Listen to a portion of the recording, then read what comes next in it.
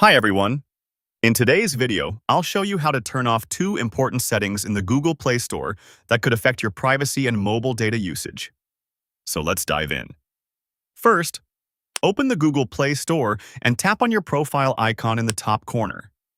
From the menu, go to Settings.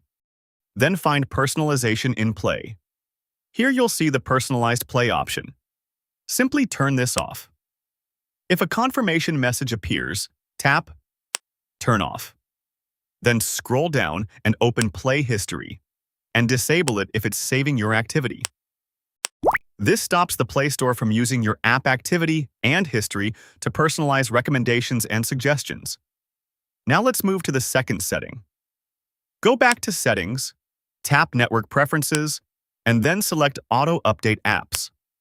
Here you can choose Over Wi-Fi only to avoid using mobile data, or select Don't Auto-Update Apps if you want full control over when your apps update. And that's it. That can help protect your privacy and control your data usage. If you found this video helpful, please like, subscribe, and hit the bell icon for more. Thanks for watching.